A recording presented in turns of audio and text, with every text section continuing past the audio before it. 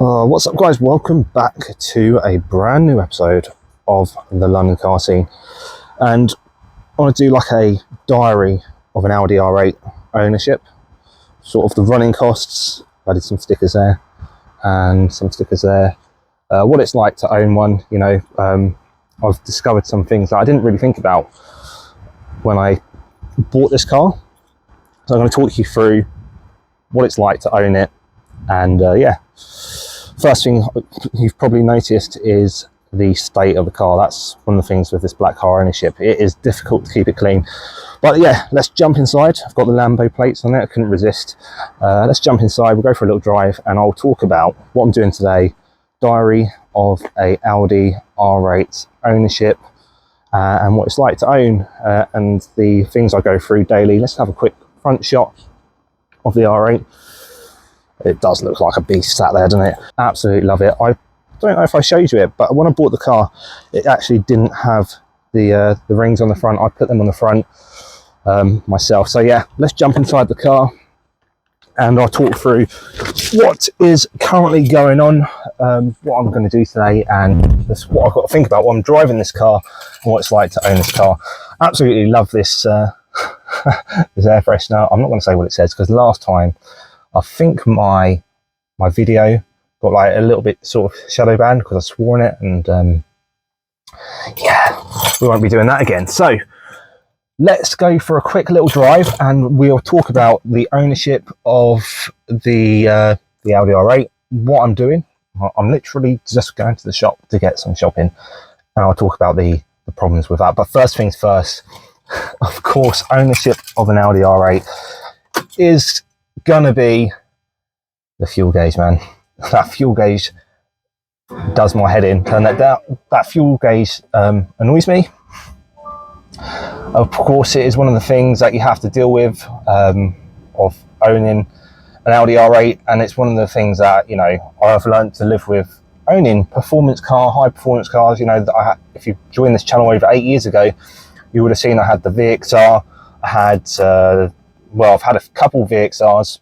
I've had the A45, I've still got the A45, and now the Audi R8. Got the dream car, got it with the low miles on there, 31,000 miles, 2014 plate. And yeah, I absolutely love it. If you look in here, the steering wheel is absolutely crazy. It's mint. I love this car. It's the S-Tronic, not the R-Tronic, so the S-Tronic is the one to go for. Of course, everyone goes for the gated manuals, but I saw this car with 31,000 miles on it. I saw that it was owned by a previous YouTuber who had actually looked after it really, really well, done some tasteful mods that I absolutely love, and I couldn't resist it. I just had to go for it, so that's why I went for it, and that's why it's here today. So let's spin you around and let's get on with the video. So we're going to head down to the petrol station because we need to put some petrol in it. This, of course, runs on the highest performance fuel you can buy. So I always just put V-Power in it since I got it. Don't want to put anything else in it. I just want to make sure that it is absolutely running perfect. I want to keep the engine in top condition. First thing I'm going to get done is I'm going to get that carbon blasting done. So I'm going to get that done as soon as I can. And then once that is done, we're going to look at getting the exhaust system fitted. So, everyday ownership of an Audi R8. Now, obviously, Audi R8 is a very nice looking car, so everyone does look at the car. Now, you do get different reactions. I get a lot of people sort of giving me thumbs up on the road.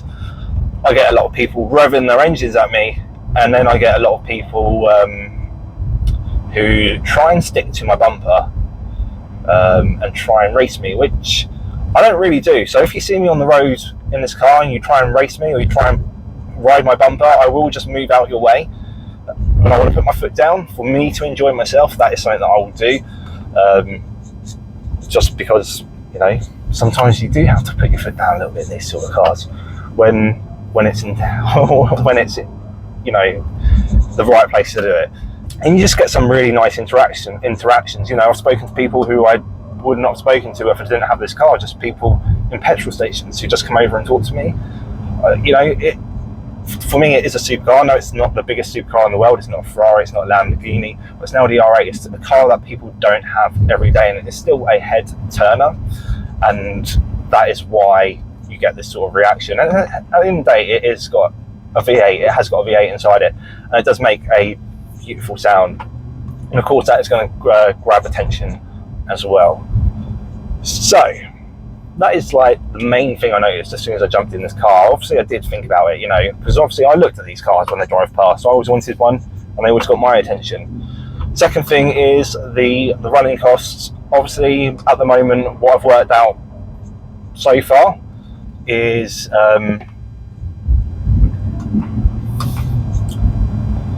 it is the petrol prices. The petrol prices are just, it likes to drink petrol basically. It likes to drink a lot of petrol. So petrol is another one that is a little bit concerning. It likes to drink through a lot of petrol, but you can't moan. You can't moan about that when you own an Audi R8. So I was sort of expecting it. I was expecting it to be sort of worse than the A45. Again, it's a V8 engine behind you. So if you're going to jump in this car and you expect it to be cheap on the running costs, do not expect that. Expect to pay a lot of money for petrol, expect to live in the petrol station, and expect to pay, especially if you're going around town a lot. If you're on the motorway drive, I've heard it is better, but I haven't really taken this on the motorway yet. But I will report back when that happens and let you know about the miles per gallon. I think right now my MPG is about 19 miles per gallon, which is sort of on par with the A45. Thirdly, the third issue that I have is today I'm popping to shops to get some shopping that I need to get. When I park in there, I need to think about where I am going to park, because again, people who like these sort of cars want to come and park right next to you to have a look at your car. I try and find somewhere that's far away from the shop to park this car so I can walk over to the shop, because a lot of people don't want to walk. They want to park as close to the door as they can and get in and out as quick as possible. Now, the problem with that is that people will scrape past your car. If they're walking past your car and they want to squeeze in between your car and the car that's parked next to you, they'll squeeze past your car, and the coats and jackets will scrape across the car, scrape your car. Not a major problem if you don't really care about little scratches and stuff like that, but on a car like this, as I've said, it is in great condition and I want to keep it that way. And I want to park as far away as possible and, you know, have my own space. These doors are wide as well, so when I open these doors, it's really difficult to get in and out. One of the things that I didn't really think about is how wide these doors are. And not only are the doors wide, the car is really low. So when you get out, you have to sort of swivel on your bottom to turn to get out the door while opening the door at the same time and holding it open, okay? And when people park really close to you, it's really hard to do. So the first week I had this car, I was just parking it away from everyone else. And I found that people would come and park next to you because they want to come and look at the car. Or they just didn't care and they just come and park next to you without any, you know, care in the world. Some people absolutely don't care what car this is and they just come and park next to you, right? And it made it difficult for me. It made my anxiety go really high because obviously I care about this car. I want to look after it. You know, I've worked hard for this car. It's my dream car and I finally got it. So I always used to think that people that park over 2 spaces were absolute. Now, I understand why they do it, okay? Especially if you have a nice car that you look after. And ultimately, this is what I've had to do over the last few days, is find a space far away. I try and park in a quiet area of the car park that no one's going to park in. And what I do is park over 2 spaces, because that way I know that hopefully no one is going to park too close to me.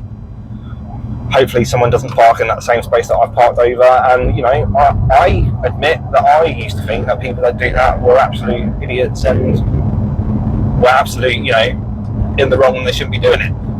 However, as I've spent a lot of money on this car, I've come to realise why people are doing it, and you know, ultimately now I do it myself. So I'm going to go with my petrol. Hopefully this is a good entry into diary sort of one of owning an Audi R8. If you're thinking of buying one, it's probably a good episode to watch to understand the full process of owning one and what you've got to think about of owning one. I think in entry number 2, I'm going to go over what the ownership costs are, you know, what the maintenance cost of this car is, how much servicing is, and all of that, simply because I know a lot of people are put off by the servicing costs. However, coming from an A45, the prices aren't very different, and I'll share that. I'll get out the documents that I've had from the previous owner, and I'll go over that, how much they spent on the servicing costs and what they spent over a whole sort of 2-year period, so you can work out what the cheaper cost is and what the highest cost is. So subscribe to the channel, give this video a thumbs up. If you want to see more on the Audi R8, we are going to get an exhaust system coming very soon. I said after Christmas we are going to get it done. It did have a exhaust system on it when I bought it. It was far too loud. So what I am getting is a valve system, which is going to come in the next couple of weeks, and then we get it fitted and I'll share it on the channel. Yeah, let's get this Audi R8 to where it needs to be. Let's get that quiet exhaust off and let's put a loud exhaust on. And then we'll take it into London and we will do our supercar spotting, and we'll do a diary, carry on our diary series on the Audi R8 ownership. Subscribe to the channel and I will see you in the next episode coming very, very soon.